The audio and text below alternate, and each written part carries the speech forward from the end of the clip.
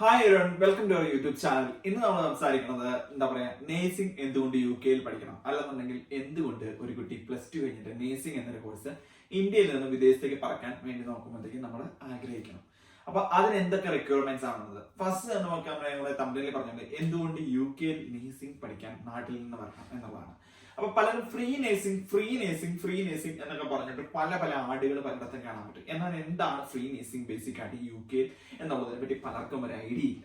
അപ്പൊ ഫ്രീ ആയിട്ട് UK nursing പഠിക്കുക എന്ന് പറഞ്ഞു കഴിഞ്ഞാൽ UK-യിലുള്ള 4-5 യൂണിവേഴ്സിറ്റീസ്, അതായത് അവരൊരു സ്കീമിന്റെ ഭാഗമായിട്ട് ഫ്രീ ആയിട്ട് ആർക്ക് വേണമെന്നുണ്ടെങ്കിൽ നേഴ്സിംഗ് പഠിക്കാവുന്ന ഒരു ഓപ്ഷൻ. അതിനായിട്ട് അവർ വെച്ചിരിക്കുന്ന IELTS-ന്റെ മാനദണ്ഡങ്ങളും അതുകൂടാണ്ട് എന്ന് വെച്ചാൽ അവർ വെച്ചിരിക്കുന്ന എന്താ പറയുക വെച്ചാൽ നല്ല ഇന്റർവ്യൂവും കാര്യങ്ങളൊക്കെ അറ്റൻഡ് ചെയ്ത് പറ്റുന്ന കുട്ടികൾക്ക് വെയിൽസിന് അവർക്ക് അവിടെ കോൺട്രാക്ട് ഉണ്ട്, ഇത്ര വർഷത്തേക്ക് അവർ ഇന്ന സ്ഥലത്ത് ജോലി ചെയ്യണം, നാട്ടിലൊരു ബോണ്ട് എന്നൊക്കെ പറഞ്ഞ രീതിയിൽ അവർക്ക് അവിടെ ജോലി ചെയ്യാൻ പറ്റും. എന്നാൽ ഇത് വെറും 100 എന്താ പറയാ 120 കുട്ടികളായിരിക്കും മാക്സിമം ഒരു ബാച്ചിൽ ഒരു യൂണിവേഴ്സിറ്റി വരുന്നത്. അല്ലെന്നുണ്ടെങ്കിൽ മാക്സിമം ഒരു വർഷം 500-600 കുട്ടികൾക്കാണ് പഠിക്കാൻ പറ്റുന്നത്. അതിന്റെ അത് ലോകത്തുള്ള എല്ലാവരും അപ്ലൈ ചെയ്യുന്ന സ്ഥാനത്തിന് വേണ്ടിയാണ് നമ്മൾ അപ്ലൈ ചെയ്യുന്നത്. അപ്പൊ അത് എപ്പോഴും ടൈം വേസ്റ്റിംഗ് ആണ്. പല ഏജൻസികളും നിങ്ങൾക്ക് പ്രോമിസ് ചെയ്തിട്ടുണ്ടെങ്കിലും നിങ്ങൾ അത് വെയിറ്റ് ചെയ്തിരുന്ന ഒരിക്കലും നിങ്ങളുടെ സമയം കളയരുതെന്നേ ഞാൻ പറയത്തുള്ളൂ. നിങ്ങൾ ട്രൂ ആയിട്ട് നേഴ്സിംഗ് പഠിക്കാൻ UK-ൽ ആഗ്രഹിക്കുന്ന ഒരാളാണെന്നുണ്ടെങ്കിൽ എന്നാൽ എന്താണ് റിയാലിറ്റി, എത്രയാണ് ഏറ്റവും കുറഞ്ഞൊരു ഫീസിൽ നിങ്ങൾക്ക് UK-ൽ നേഴ്സിംഗ് നാട്ടിലൊരു 12 ലക്ഷം, അതായത് 12,000 pounds ഒക്കെ after all scholarship with and without ITs നിങ്ങൾക്ക് UK-ൽ നേഴ്സിംഗ് പഠിക്കാവുന്ന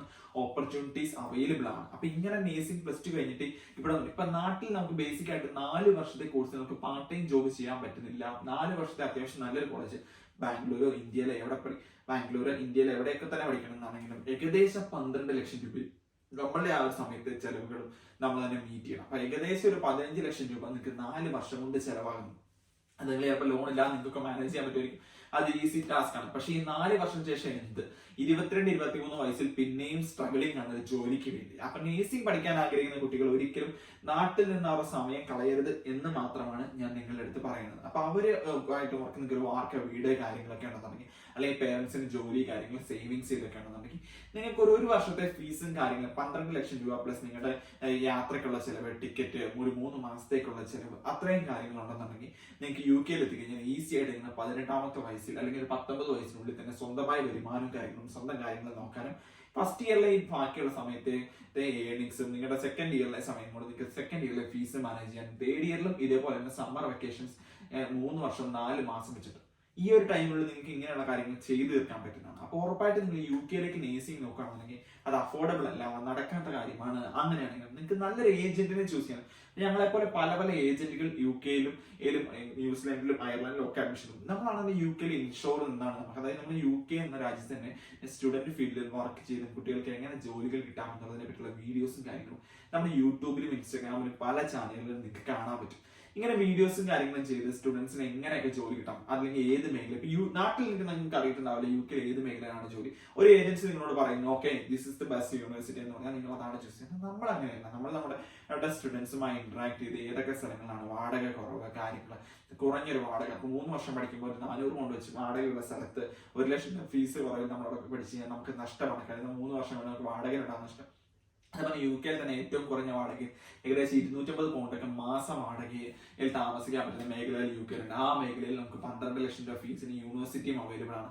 അങ്ങനെയുള്ള യൂണിവേഴ്സിറ്റികളിൽ പഠിച്ചു കഴിഞ്ഞാൽ നമുക്ക് 3 വർഷം പഠിക്കുമ്പോൾ നല്ലൊരു എമൗണ്ട് സേവ് ചെയ്യാൻ പറ്റും. അതുപോലെ ഇന്നർ ലെറ്ററിലൊക്കെ പോയി വേറെ മാർക്കുകളൊന്നും ഇല്ലെങ്കിൽ മാത്രം അഡ്മിഷൻ എടുക്കുക, അങ്ങനെയുള്ള ബാച്ചിലേഴ്സ് കോഴ്സിന് എടുക്കുക. ഈ കുട്ടികൾ 3 വർഷത്തേക്ക് അനുഭവിക്കുന്ന സ്ട്രഗിൾ എന്ന് പറഞ്ഞു കഴിഞ്ഞാൽ ഒരിക്കലും അവർക്ക് ഫീസോ കാര്യങ്ങളെ പറ്റി പോയിട്ട് ലീവിംഗ് എക്സ്പെൻസിനെ പറ്റി പോലും നാട്ടിൽ നിന്ന് ചിന്തിക്കേണ്ട ഒരു സാഹചര്യം ഉണ്ട്. അപ്പോൾ ഉറപ്പായിട്ട് നിങ്ങൾ അഡ്മിഷൻ എടുക്കുന്നതിന് മുമ്പ് ബെറ്റർ ആയിട്ടും ബെസ്റ്റ് ആയിട്ടുള്ള കൗൺസിലിംഗ് കാര്യങ്ങൾ എടുക്കുക. കാരണം നിങ്ങളുടെ ഭാവിയുടെ കാര്യമാണ്, 1 വർഷത്തെ കാര്യമാണ്, 2 വർഷത്തെ കാര്യമാണ്, 3 വർഷത്തെ കാര്യമാണ്.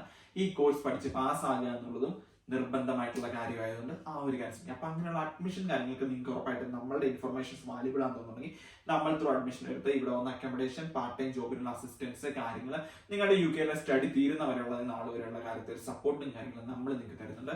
അത് പല ബ്രോഡ്കാസ്റ്റ് ചാനലുകളും വാട്സ്ആപ്പ് ഗ്രൂപ്പുകളും ഒക്കെ നമ്മുടെ അടുത്ത് അവൈലബിൾ ആണ്. നമ്മുടെ സ്റ്റുഡൻസിലാണ് നമ്മളെ കോൾ ചെയ്ത് സംസാരിക്കാൻ, അതിന് നമ്മൾ വേണ്ട അസിസ്റ്റൻസും കാര്യങ്ങളും നമ്മൾ പ്രൊവൈഡ് ചെയ്യുന്നത്. അപ്പോൾ ഉറപ്പായിട്ടും നിങ്ങളുടെ ഫ്രണ്ട്സോ ഫാമിലിയോ ആരെങ്കിലും യു കെയിലേക്ക് +2 കഴിഞ്ഞിട്ട് നേഴ്സിംഗ് അല്ലെങ്കിൽ ബാച്ചിലേഴ്സ് പരമായ എന്തെങ്കിലും കോഴ്സുകൾ നോക്കുന്നുണ്ടെങ്കിൽ ഉറപ്പായിട്ട് നമ്മളെ കോൺടാക്ട് ചെയ്യാൻ മറക്കണം. യു കെ മാത്രമല്ല, നിങ്ങൾക്ക് IELTS സ്കോർ കാര്യങ്ങൾ, നിങ്ങളുടെ ഫണ്ടിങ് കാര്യങ്ങളൊക്കെ ആണെങ്കിൽ ന്യൂസിലാൻഡും ഓസ്ട്രേലിയയും അതുപോലെ തന്നെ ഓപ്പർച്യൂണിറ്റീസ് ആണ്.